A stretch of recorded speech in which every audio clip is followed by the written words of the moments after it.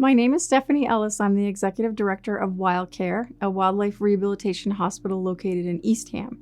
Thank you for joining me today. Today we're going to talk about reducing wildlife casualties that are caused by rodenticides, lead, and fishing debris. A little bit about WildCare. We are a nonprofit 501c3, and we are dedicated to the rehab of sick, injured, and orphaned wildlife on Cape Cod. And our goal is to release these animals back out into the wild. We have a staff of 8 and over 200 volunteers. We have several different programs, including a critical care and nursery program to take care of the animals at our facility. We also operate a wildlife emergency helpline, and this helpline is to provide live counseling to people with animal questions. So if you have an animal in distress, or if you have a wildlife-human conflict, you can call us and get advice. And that phone number is 508-240-2255. And on this slide here, it shows that we received almost 10,000 calls last year. And so that number alone tells me that we provide a really important service, a necessary service on Cape Cod. Okay, so for those of you not familiar with WildCare and where we are, we're located on Cape Cod in Eastham. And we're right on the Orleans Rotary, but on the Eastham side. And when you look at where we're located, we're surrounded by water. So you can imagine we get a lot of aquatic birds throughout the year. Our facility has a large raptor aviary, which actually meets the minimum size requirements for housing bald eagles. We had 2 bald eagles in our facility last year. Those are really big birds, and it was very exciting to have them. And so this building is extremely important to us. We also, being situated surrounded by water, we do see a lot of aquatic birds, and an important part of their rehab process is to get them waterproof and conditioned to be released back into the wild. So we have these seabird therapy pools, which we can make hot or cold, saline or fresh water, and I refer to them as the day spa for wildlife because I feel like some of our patients probably don't want to leave after they've been swimming in these pools. Life is pretty good for them at WildCare.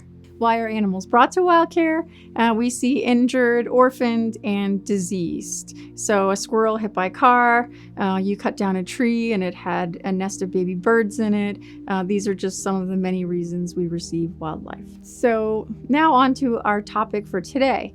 Wildlife does matter and they need our help. And we are so blessed, for those of you who live on Cape Cod, to live in this incredible place.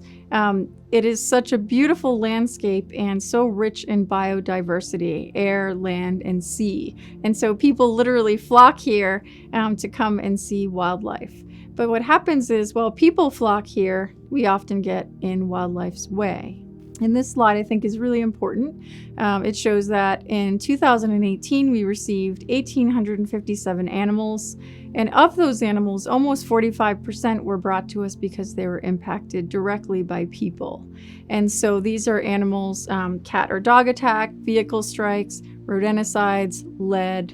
And it's really important for us to, when we take in these animals, we gain an understanding of what impacts them. We then use the information to help prevent these wildlife conflicts. So just say no to rodenticides and glue traps. It's simple, right? So here we have a red-tailed hawk on the left. We have the decon in the middle, a great horned owl on the right, and a screech owl. And the red-tailed hawk on the left was a victim of rodenticide poisoning. And when I say rodenticide poisoning, I'm referring specifically for this talk to the anticoagulant rodenticides. So these are rodenticides that cause internal bleeding and hemorrhage.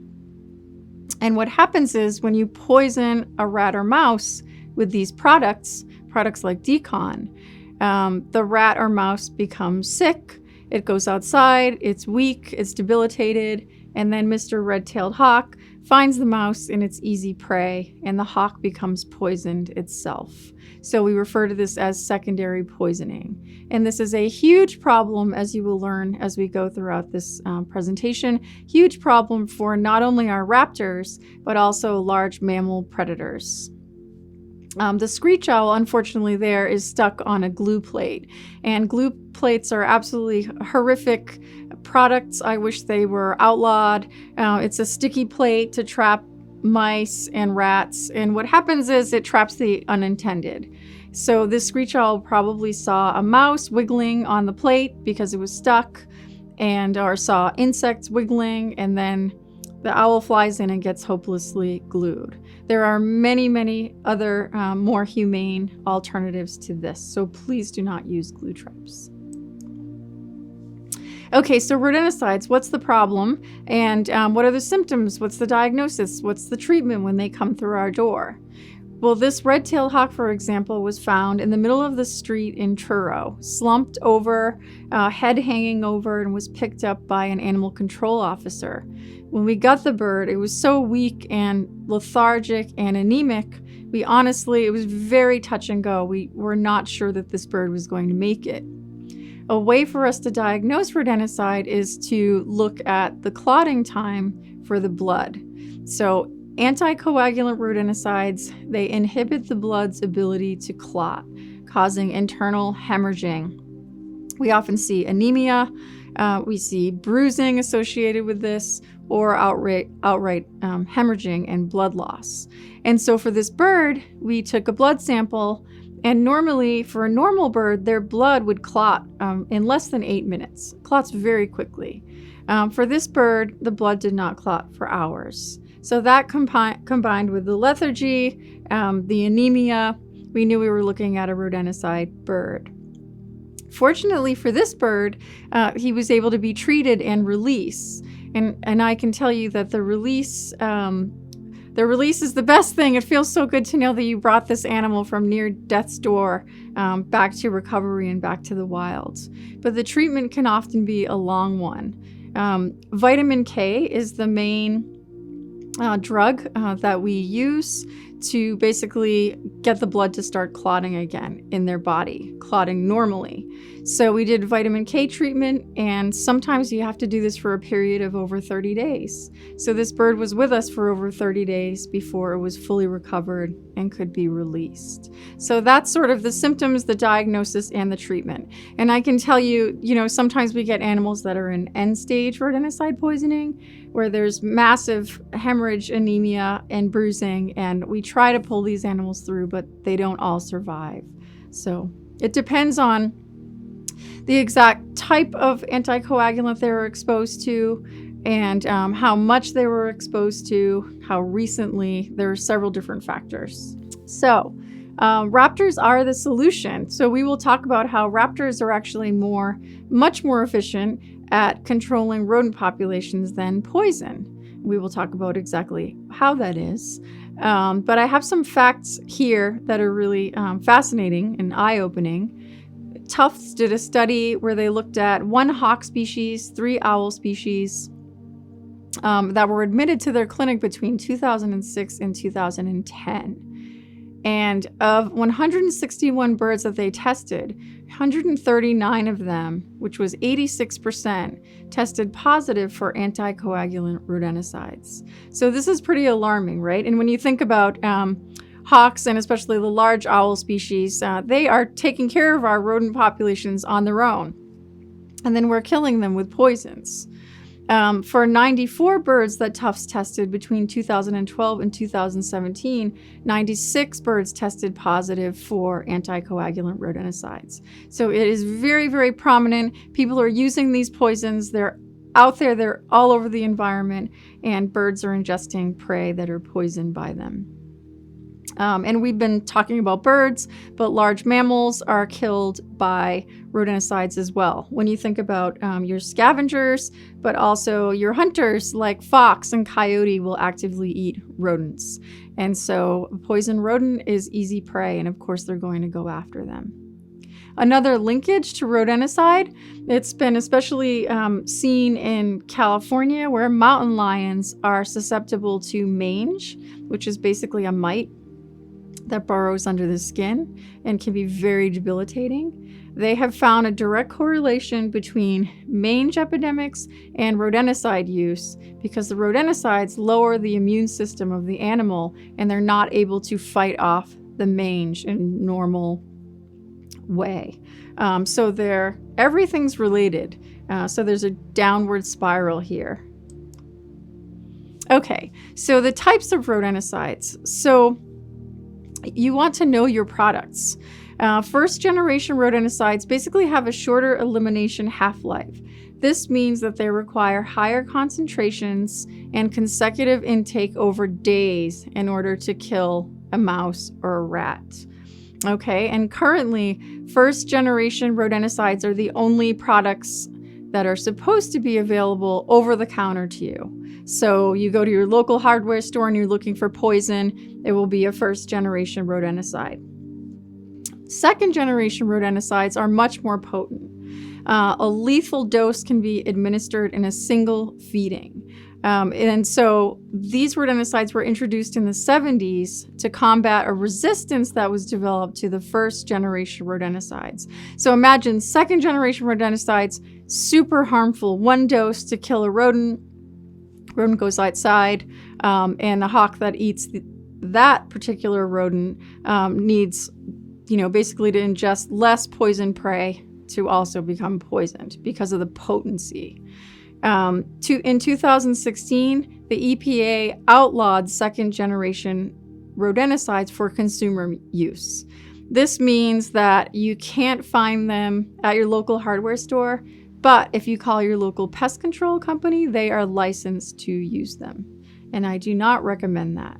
So check your ingredients. If you go to the website called Rats Are the Solution, ratsarethesolution.org, you can actually find all of this information, so you don't have to worry about writing it down. Ratsarethesolution.org, it will tell you the list of ingredients to look for in your products. And these are second and first generation anticoagulants that you want to avoid. There are other rodenticides that are not anticoagulant, but no poisons on the market are 100% safe for the environment. So I do not recommend using any poisons at all. And we'll talk about solutions soon. And by the way, this bird in this photo here is a young red-tailed hawk who was just brought to us in the last month. He was sitting slouched on a deck all day, and some contractors saw the bird with no parents around. Our volunteer rescued the bird, brought it to us. Unfortunately, he had severe anemia, and he literally, sorry to be gross, but he was bleeding from the mouth and the blood was not clotting. And so the anemia, the lethargy, the lack of blood clotting all led to a diagnosis of rodenticide poisoning. He didn't have any other issues. Unfortunately, this bird did not survive because he was in end stages of the poisoning. And the sad thing here is this is a young red-tailed hawk who was just out of the nest, which means that his parents unknowingly were feeding him tainted rodents. And it's very possible that the parents weren't around because they may have also succumbed to the same fate. Okay, so my focus has been on wildlife, but when you're talking poison, of course it poses a risk to children and to pets. So this brochure cover here is from Raptors Are the Solution, rats. And their website tells me that 15,000 calls to the CDC are received every year for children who have eaten rodenticides. Now, this is a really alarming number. And in 2014, over 11,300 people were poisoned by rodenticides. And the majority of these cases were children under 6 years old. 6 children under 6 years old actually died from rodenticide poisoning in 2014, and 3 from anticoagulant rodenticides. The other 3 were from rodenticides that were not anticoagulant. Also, over 100 pets per year die in the United States due to rodenticide poisoning. And finally, in 2014, the ASPCA handled over 7,500 calls for rodenticide poisoning in pets. To me, these numbers alone give reason for why these products should be banned.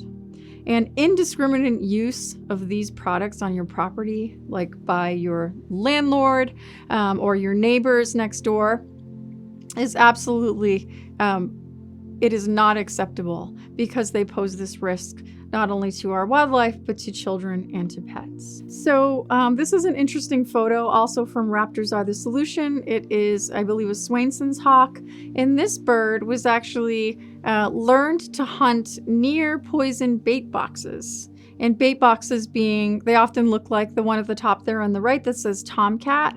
So this bird learned that sick, easy prey come out of a bait box. And so this bird was just feeding on recently poisoned prey. It's very sad, and our predators are not, they're not stupid.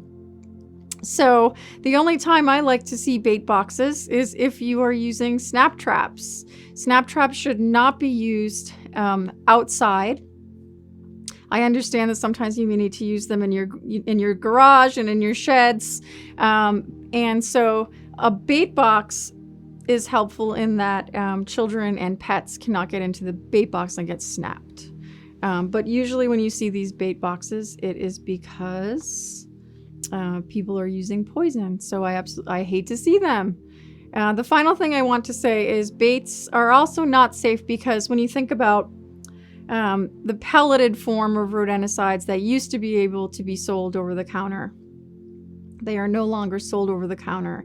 You put those down for the mouse, and mice store things. They carry food in their cheeks and they cache them in different locations. So you might think you're being safe by putting pellets down, but in fact, mice are moving them into, under the bed, in the children's closet. And so just absolutely should not be a product in your home. Okay, so raptors, and I have here, oh, the irony. Because rat poison is killing larger animals and actually worsening the rodent problem. I was thrilled when Boston 25 News published this story last year, and they were taking it very seriously. So there was this study that was released a couple of years ago. Hawks are more effective than poison for rodent control. And this was based on a study that was done in Ventura County, California, where they released hawks and owls into a heavy rodent area. And over 17 months, the birds reduced burrowing damage caused by rodents by 50% more than anticoagulant rodenticides did in a controlled part of the study. So raptors were 50% more effective at controlling rodents than poisons were. And this makes total sense when you consider what these animals eat. So a red-tailed hawk can eat up to 30 rats in a week. And if it's mice, they're smaller, so the red-tailed hawk will eat more. A barn owl can eat 1,500 rodents in a year or more. Imagine a family of owls or a family of hawks. They will easily keep your rodent populations in check. And I also want to add that killing the predators causes a predator-prey imbalance. Something that's problematic on Cape Cod is we have a rat problem in several locations of the Cape. And while we continue to kill our large predators, of course we're going to see a natural increase in the rodent population. But also, some of these animals, like mice, are known to be a host for ticks that carry Lyme disease. And so when you have an abundance of mice, because we've killed off all the predators, you now are seeing this cascading effect of an increase of tick-borne disease because the rodents aren't in check. So not only is it predator-prey imbalance, but we're now talking about disease and public safety issue. Okay, so we've talked about why they're bad, the rodenticides, and why you're never going to use them again. And now let me provide you with some alternatives. So it's really, really important. People always ask me, how do I get rid of my mice? And the reason people choose poisons is because they want a quick fix. And there's no such thing as a quick fix when you're controlling rodents. You must take a multifaceted approach. So the first thing is you need to figure out how are all these mice or rats getting in to your home or your garage or your studio. And then you need to provide exclusion. That means put steel wool and peppermint oils or cement or thick mesh into these areas so that the rodents can't get in. You can also try that with an organic approach. I have the next few slides detail some essential oils and scents and plants that rodents dislike that you can place in rodent areas to discourage them. You also need to trim your foliage. If you have rats and then you have trees that are leaning up against your house, trim all of the limbs that are allowing rodents to just scurry up. They're incredible climbers and jumpers. So you need to keep the foliage away from the house. Refuse management. If all your trash bins are always open, or if you have pet food outside, or your dumpsters are always open, or you never clean up your bird feeding stations and there's seed everywhere. These are all things that are naturally going to attract rodents. So you need to make sure that refuse is contained and that there's no excess food laying around for rodents. Also, dog waste management. Rats will eat dog feces. So pick up your poop in the backyard to discourage rats from eating it. Basically remove all food sources. Close off all the areas that they're getting into. Use essential oils. And then if you must, because I know not everyone wants these rodents around and they don't want to take the time just to deter them. If you must, you can use lethal humane traps. And at the top there, it says integrated pest management. If you are going to call a critter control company, I highly recommend that you use one that follows IPM, integrated pest management. This means that they take an approach where they do many of these different things. Okay, so they don't just come out and poison or trap, because that is not going to solve the problem. Sure, you may kill off the rats and mice immediately, but they're going to come back because you haven't solved any of these other problems. It makes sense. And rodents also are very intelligent. These are some natural repellents that you can place in mouse or rat areas to discourage them. And ammonia or vinegar. So ammonia is not necessarily non-toxic, so please be careful, but you can mix the two of them together, ammonia and vinegar, 1 cup each, into a spray bottle and spray those into rodent areas. Predator urine. Dry ice also can be used to smoke rats out of their burrows. Please be careful, because dry ice also is not 100% non-toxic. Cayenne pepper, peppermint oil, lemon oil. I have a whole list here of products and essential oils that you can purchase easily that will discourage rodents. Okay, and for those of you seeking humane lethal devices, first of all, lethal traps should never be used outdoors. I cannot tell you how many opossums we get every year that have gone into snap traps for the bait and then get snapped. And I've seen squirrels in traps. They'll trap the unintended. So they must be used indoors unless you use them in a bait box, as I mentioned before, one of those black boxes. That will prevent children, large animals, pets, larger animals from getting into the boxes. So there are a few devices on the market. My top recommendation is the Good Nature A24 trap. This is a trap that looks like sort of like an L tube shape, where you put the bait up into this tunnel, and then the rat or mouse sticks their head up in there to get the bait. And with CO2 force, it forces a cylinder down onto their head, which kills them instantly. You can leave the animals there so they can be scavenged by wildlife. But because they have not been poisoned, the pets cannot get into this trap because of the way it's shaped. However, small fingers can. If you were to stick your fingers up into there, you would get a good blow from that cylinder. Great devices, not expensive. Contrapest from Sinestech is a liquid birth control that is on the market for rats. And what it does is it sterilizes rats over time. So what happens is these rats ingest this. It is not hormonal.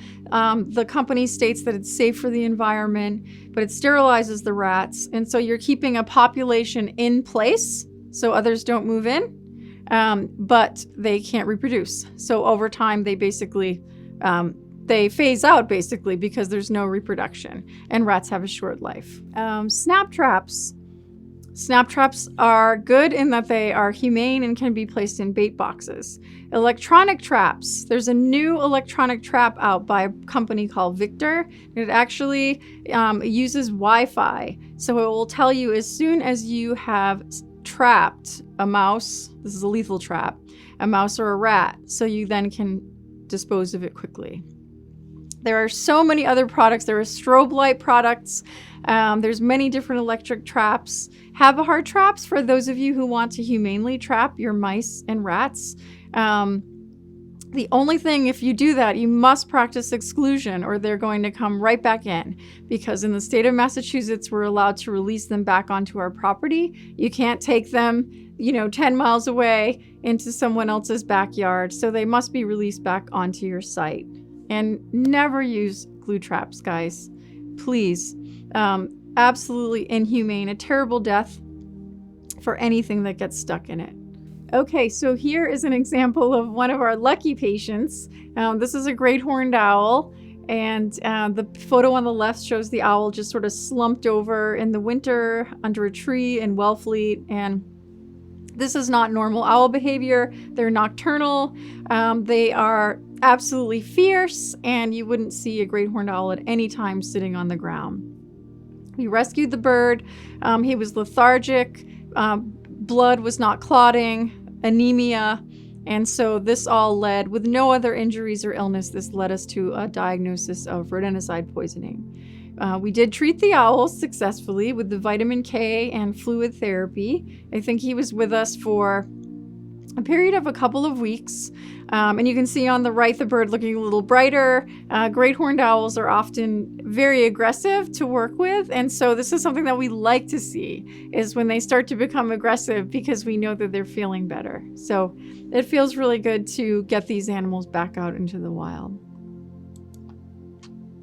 Okay, so I provided you with a lot of information on that topic. And don't fret if you missed anything, because it all can be found on that website, raptorsarethesolution.org. Here is a list of some of the other websites, but also on WildCare's website, wildcarecapecod.org. If you click on Preventing Wildlife Conflicts, I have much of this information listed there. Okay. So my next topic is the harmful impacts of lead on wildlife and the environment. So this is a common loon, and it says, don't let her next meal be her last. Lead is a real persistent problem in our environment. And birds like loons, what's happening is they're ingesting shiny objects in the water, because they primarily eat fish and crustaceans. And so they see a jig, a lure, a sinker, and they will ingest it unknowingly. And so these guys primarily get poisoned because of ingesting lead jigs, lead sinkers, and mostly lead sinkers, I would say. And so the bird on the right, you can see that was one of the lucky ones. We were able to treat and release that bird back into the wild.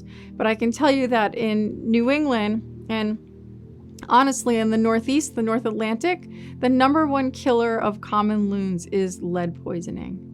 And it's very, very sad. So which species are impacted? Well, there are over 75 species of birds at risk in the United States. This is a Canada goose in this photo. And the waterfowl are particularly at risk because when you think about their long necks, geese, swans, and dabbling ducks, while they're tipping and dabbling at the bottom, they often ingest lead shot.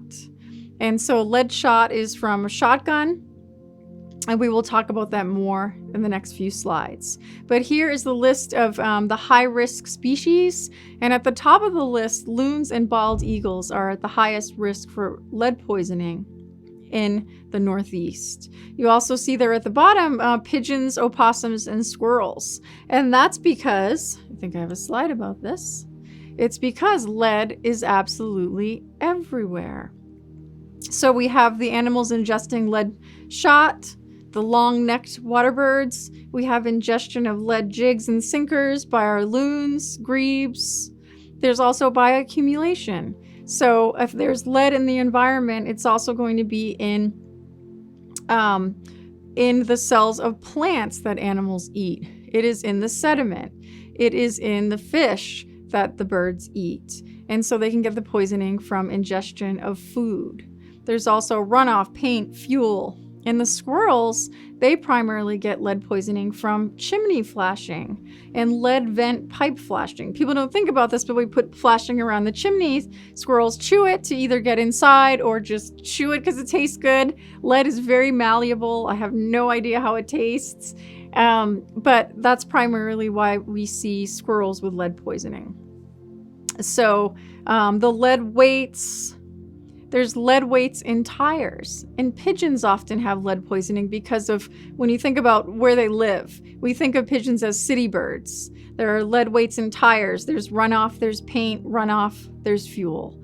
So pigeons are susceptible to lead. But I think it's critical to talk about, the species who are impacted by lead, who have already had so many setbacks to their populations.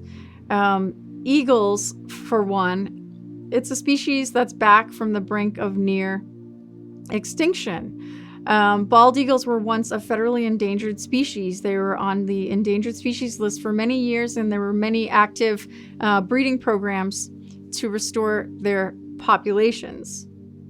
They're now a species of special concern in Massachusetts, and they no longer have a federal status, which is wonderful. The population has recovered. However, if you look at this news headline, 5 bald eagles die of lead poisoning at Avian Haven in Freedom, Maine. So this was from early this year, and they were receiving so many eagles that were poisoned.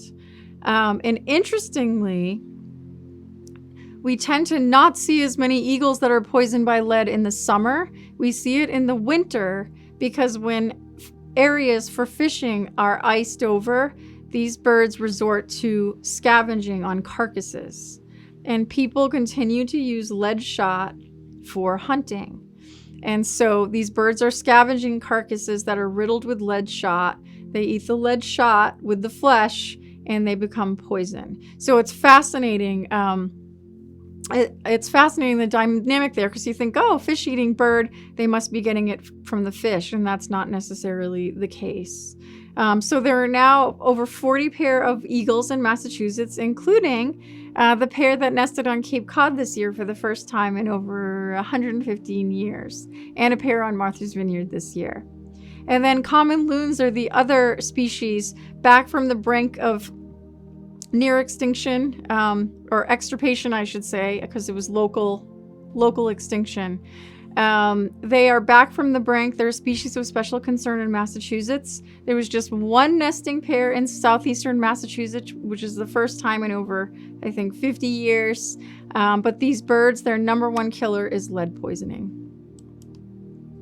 So diagnosis and treatment, what do we see come through our door? So it's a very painful disease, and it's a very painful treatment. And much like you see in people, it causes neurological deficit. So these animals often cannot hold up their head. There's nerve dysfunction. It affects the blood. It causes a debilitating and chronic anemia. It shuts down the gastrointestinal system. It causes just utter chaos in the body. And so these animals are incredibly ill when they arrive to us. We have a machine where we can actually look at the blood lead levels in their body. And so for certain species like loons, that is just a standard test. We look at the lead levels for every loon that comes through the door because we know they're a high-risk species. And here's an example. This beautiful, beautiful bird, his name was Tank. We nicknamed him Tank because he was the biggest common loon I think any of us have ever seen. Notice also, though, how round his head is. That is not a normal shape.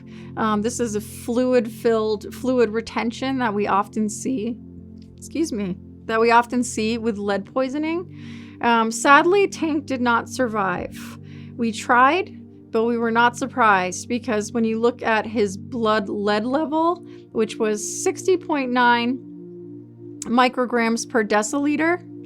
And we start treating birds when they have levels of lead at 9. So imagine if 9 is, well, it's more than just detectable. That's the level in which we can start seeing neurological deficits. So we begin treatment, and this bird was at 60.9. So we really did try, but we were not able to pull Tank through. Another thing that has to happen is before you start the treatment process, you have to remove the lead particles from the body. So we take a lead test, we take an x-ray, and we make sure that the lead items are no longer in the gastrointestinal tract.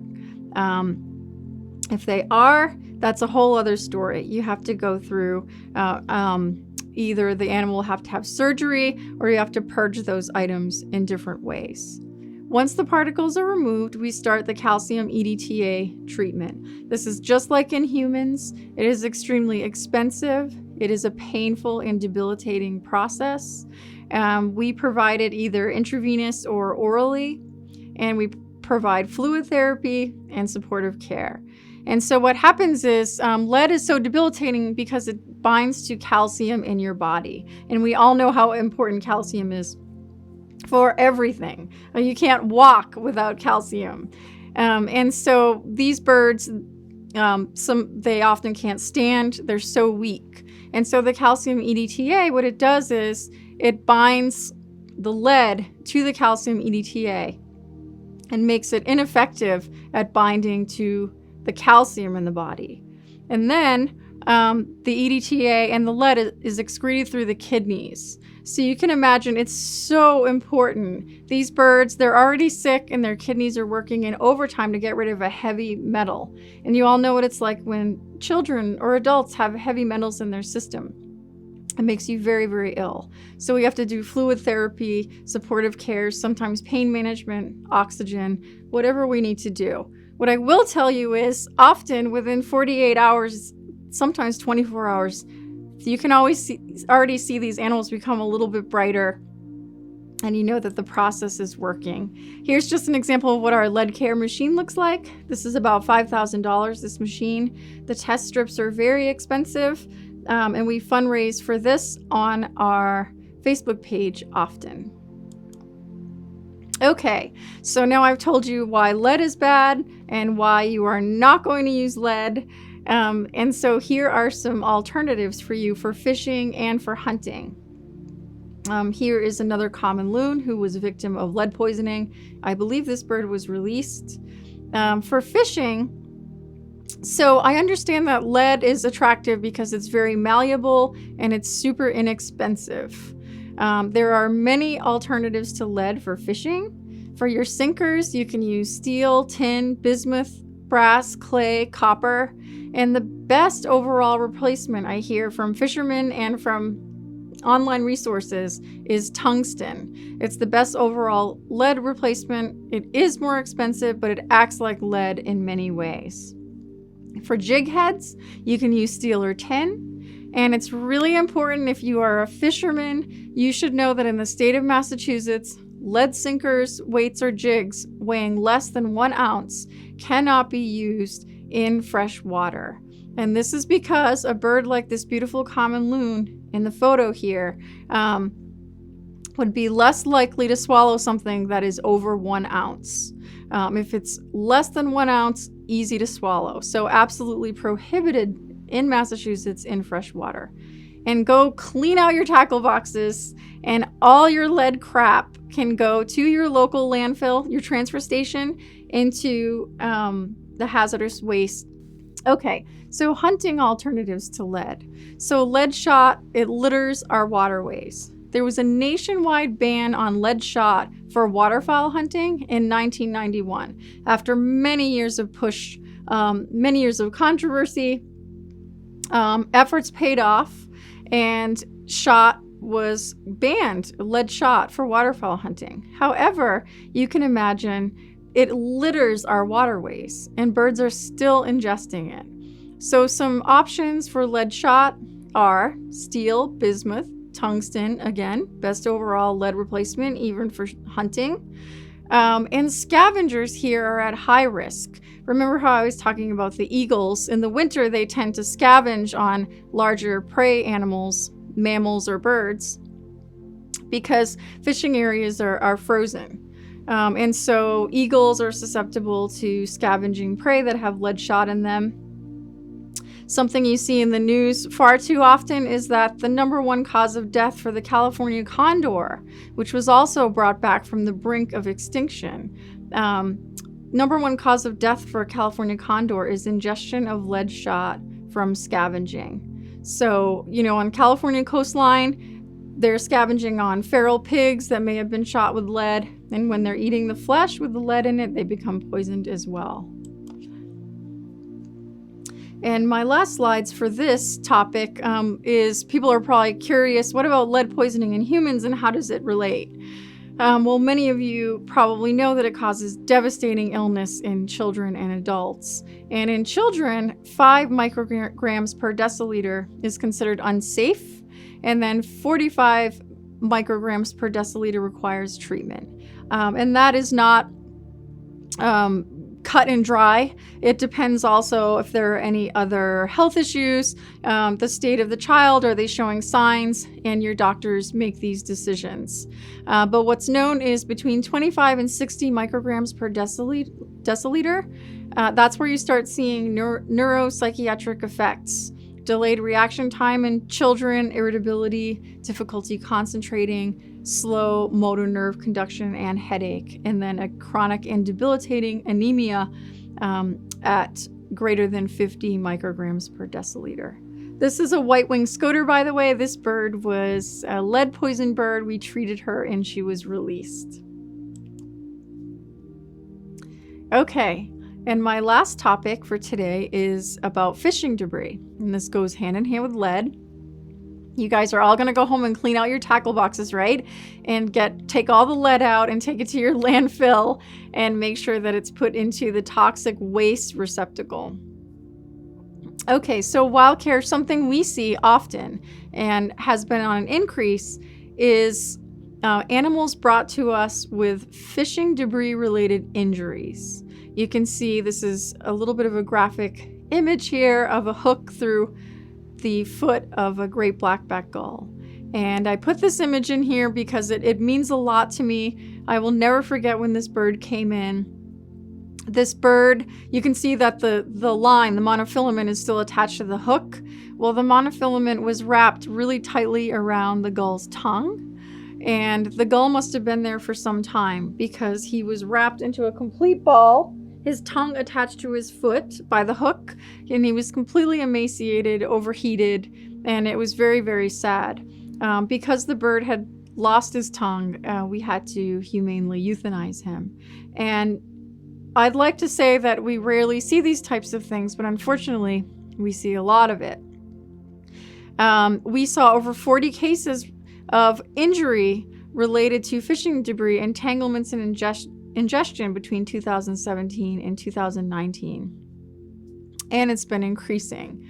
And so we are trying to get a handle on that. And here's how. Well, first of all, animals cannot digest plastic. So I have this slide here, and people often say to me, oh, if a bird swallows a fish hook, can it digest it? And I think, could you digest it? No, you couldn't digest it. And what happens is it often perforates the esophagus. It leads to infection, sometimes obstruction.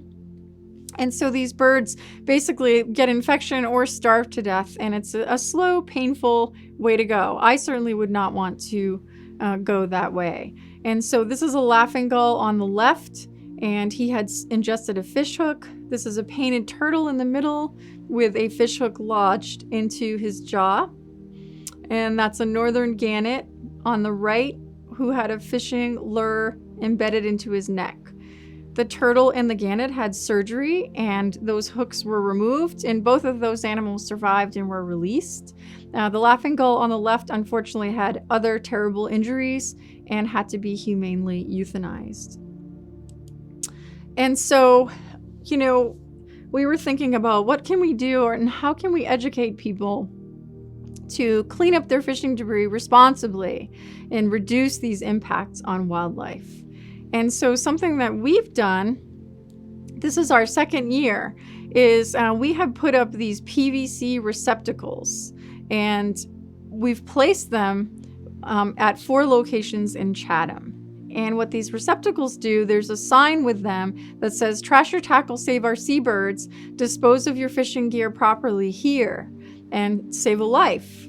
And so what we do is we have a volunteer who checks the receptacles every 2 weeks, takes everything out of them, and then we recycle, repurpose all of those materials. So they're now not laying about on the beach where wildlife, children, pets can get injured by them. And so we started this late last year. So really, I feel like this is our real first year for collecting data. And I hope that it makes a difference. I'm just going to back up for a minute. We have many generous sponsors who I need to thank for helping us to get this pilot program started. And I also have to thank the Boy Scout Troop number 83 in Eastham for building all of our receptacles for us. My last note for fishing debris is dispose of your fishing debris appropriately, but also fish responsibly. You see this herring gull here on the left? He had swallowed a hook, and the people who were fishing, instead of cutting the line and letting him go, they actually reeled him in, got him in a box, cut the line when he was contained, and brought him to us. And because of that, it saved a life. We can often surgically remove hooks if it has just happened. I mean, it depends on the damage that has done, but for this bird, he was lucky. What happens more often is that people hook a bird, they cut the line, the bird flies away, they can't digest it. Now they've got perforation, they can't eat, or if it's in their stomach, it causes obstruction, starvation, infection, and death. Or we get these birds a week later and they're in such terrible shape that we can't do anything to save them.